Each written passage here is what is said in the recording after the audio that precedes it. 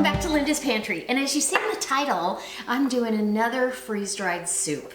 So this is from a video that I did a bunch of soups and a stew for you, and I promised that I would go ahead and make these up for you one at a time. So this is the pork verde. It's like a chili verde, and using the pulled pork from Thrive. I have my Thrive website right down below in the description box, so you can go over there and shop for any of the items that I used in this recipe.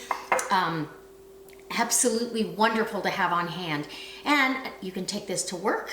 You have a hot meal anytime. I add 2.5 cups of water to a 1 pint jar. That's pretty standard, and that's enough to refresh any of the stuff, and yeah, it just makes it delicious. So I'm going to show you how I do it, and we'll see how this one comes out. If you are interested in any of the other ones that I have on there, I've got a beef stew. There's a turkey soup, a turkey and vegetable soup, and I'm not sure what the other one is. I can't remember. I'll have to go look. Anyway, if there's any of them that you want to see, I know somebody wants to see that beef stew, but I've got to wait till I have a couple of days that I'm ready to consume beef stew, because it does make enough for 2 or 3 meals for me.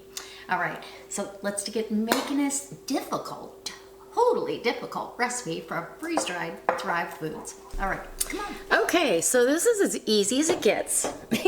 Now, I do like to pre-soak the pork, but this time I'm gonna do and not pre-soak it. I think that it'll work just fine. So I'm gonna heat up my pan. I'm gonna start with putting literally all the ingredients down in there, just like that. Now I'm gonna add water, because my pan is already getting warm here. And I use the filtered water out of my refrigerator as my water.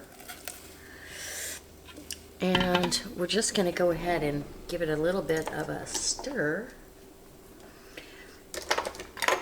as it goes, because I want it nice and soup consistency.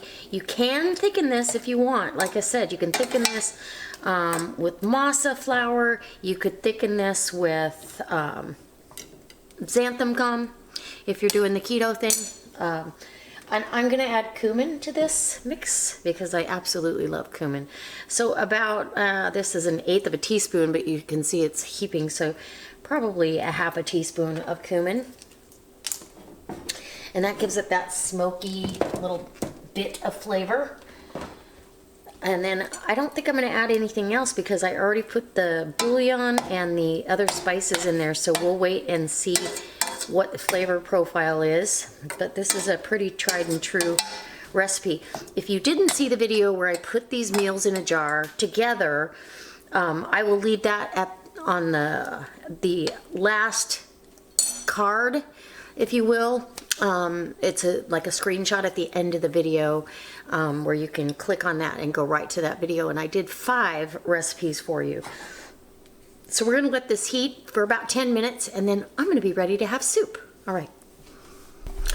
Okay, so this has been on here for, I don't know, 5-10 minutes, and it's ready to go. The meat's all refreshed. That's really all you're waiting for. And if you're in a hurry, pre-soak it for about 10 minutes so the bigger chunks have time to refresh, but it's super tender. And delicious. Okay, off the heat we go. I'm gonna get it in a bowl and serve it on it. Okay, I've got my camera's back in focus here. Like I was saying, you wouldn't know this didn't cook all day long and simmer on the stove. It smells amazing. You can taste those chilies. They're mild, but they're absolutely wonderful. The little bit of cumin comes through, and the rich chicken flavor, as well as the pulled pork.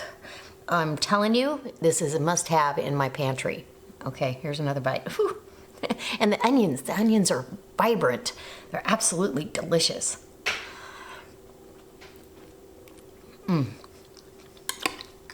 So I've got this hearty bowl of soup for dinner on a really cold winter or late fall evening.